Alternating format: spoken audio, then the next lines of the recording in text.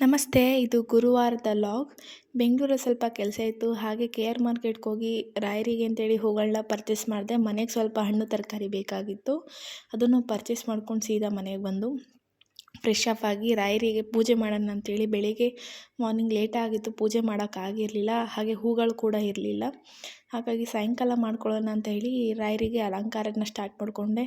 ನಾನಂತೂ ಅಲಂಕಾರ ಮಾಡಲಿಕ್ಕೆ ಅಂದರೆ ತುಂಬ ಟೈಮ್ ಆಗುತ್ತೆ. ಅರ್ಧ ಗಂಟೆ ಆದರೂ ಸಾಲಲ್ಲ, 1 ಅವರ್ ಆದರೂ ಸಾಲಲ್ಲ. ಸಿಂಪಲಾಗಿ ಮಾಡಿದ್ರೂ ಜಾಸ್ತಿ ಟೈಮ್ ತೊಗೋತೀನಿ. ಈ ಒಂದು ವಿಡಿಯೋದಲ್ಲಿ ಒಂದು ಇಂಪಾರ್ಟೆಂಟ್ ವಿಷಯ ಹೇಳ್ತೀನಿ ಅಂತ ಹೇಳಿದ್ದೀನಿ. ನನಗೆ ಅಲ್ಲಿ ತಾವರೆ ಹೂವು ತುಂಬ ಇಷ್ಟ ಆಯಿತು. ತುಂಬ ಕಡಿಮೆ ಬೆಲೆಗೂ ಕೂಡ ಕೊಡ್ತಾಯಿದ್ರು. ತೊಗೊಂಡು ಬಂದೆ, ಅದನ್ನು ಕೂಡ ರಾಯರಿಗೆ ಇಟ್ಟೆ. ಅಲಂಕಾರ ಎಲ್ಲ ಮುಗಿಸ್ಕೊಂಡು ರಾಯರಿಗೆ ದೀಪ ಹಚ್ಚಿ, ರಾಯರಿಗೆ ತುಪ್ಪದ ಆರತಿ ಅಥವಾ ತುಪ್ಪದ ದೀಪ ಅಂದರೆ ಬಹಳ ಪ್ರಿಯ.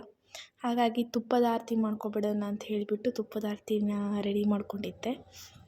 ನೈವೇದ್ಯ ಎಲ್ಲ ಏನೂ ಮಾಡೋಕ್ಕೋಗಿರಲಿಲ್ಲ, ಯಾಕಂದರೆ ನಮ್ಮೂರಲ್ಲಿ ಗಣೇಶ ಕುಣಿಸಿರೋದ್ರಿಂದ ಅಲ್ಲೇ ನೈವೇದ್ಯ ಪ್ರಸಾದ ಕೊಡ್ತಾರೆ. ಹಾಗಾಗಿ ಮನೇಲಿ ಏನು ಅಡುಗೆ ಆಗಲಿ ನೈವೇದ್ಯ ಆಗಲಿ ಏನೂ ಮಾಡಿರಲಿಲ್ಲ. ಸರಿ ಅಂತೇಳಿಬಿಟ್ಟು ಪೂಜೆನ ರಾಯರಿಗೆ ಮುಗಿಸ್ಕೊಂಡೆ. ನಂತರ ನನಗೇನು ಇಷ್ಟಾರ್ಥಗಳಿದೆಯೋ, ಕೋರಿಕೆಗಳಿದೆ, ರಾಯರಿಗೆ ಎಲ್ಲ ಸಲ್ಲಿಸಿದೆ. ರಾಯರು ಹೂ ಪ್ರಸಾದ ಕೂಡ ಕೊಟ್ಟರು. ಆ ಒಂದು ಕ್ಲಿಪ್ನ ನಾನು ಇಲ್ಲಿ ಆ್ಯಡ್ ಮಾಡಲ್ಲ, ಯಾಕಂದರೆ ನಾನು ಹೂ ಪ್ರಸಾದ ಕೊಡೋ ವೀಡಿಯೋನ ಹಾಕಲಿಕ್ಕೆ ಇಷ್ಟ ಆಗಲಿಲ್ಲ. ಯಾಕಂದರೆ ನನಗೆ ಅದು ಇಷ್ಟವೂ ಆಗಲ್ಲ. ರಾಯರಿಗೆ ತುಪ್ಪದ ಆರತಿ ಮಾಡೋಣ ಅಂತೇಳ್ಬಿಟ್ಟು ತುಪ್ಪದ ಆರತಿ ಮುಗಿಸ್ಕೊಂಡೆ. ನಿಮ್ಗೊಂದು ಇಂಪಾರ್ಟೆಂಟ್ ವಿಷಯ ಹೇಳ್ತೀನಿ ಅಂತೇಳಿದೆ. ಏನು ಗೊತ್ತಾ, ರಾಯರಿಗೆ ಆಗಬೇಕಾದ ಮುಖ್ಯ ಹಾರಗಳಾಗಲಿ ಅಥವಾ ಹೂಗಳಾಗಲಿ ತಿಳಿಸೋಣ ಅಂತ ಅಂದ್ಕೊಂಡೆ. ಅದು ಇನ್ನೊಂದು ವೀಡಿಯೋದಲ್ಲಿ ಹೇಳ್ತೀನಿ. ರಾಯರಿಗೆ ಏನೇನು ಹಾಕ್ಬಾರ್ದು, ರಾಯರಿಗೆ ಸಂಬಂಧಪಟ್ಟಂಥ ಒಂದು 4 ಪಾಯಿಂಟ್ ಈ ಒಂದು ವೀಡಿಯೋದಲ್ಲಿ ಹೇಳ್ತೀನಿ. ಇನ್ನೊಂದು ವೀಡಿಯೋ ಯಾವಾಗಲಾದರೂ ನಾನು ಮಾಡ್ತೀನಿ, ರಾಯರಿಗೆ ಯಾವ ಹೂವು ಇಷ್ಟ, ಯಾವ ಹೂವು ಹಾಕಬಾರ್ದು ಅಂತೆಲ್ಲ ಒಂದು ವೀಡಿಯೋನ ಮಾಡ್ತೀನಿ.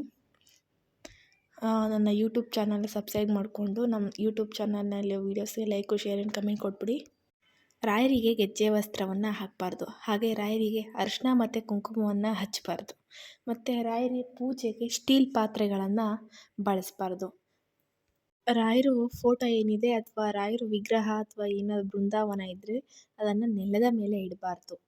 ಇದು 4 ಪಾಯಿಂಟ್ ತಿಳ್ಕೊಳ್ಳಿ. ನಮಸ್ತೆ, ಮತ್ತೆ ಸಿಗೋಣ.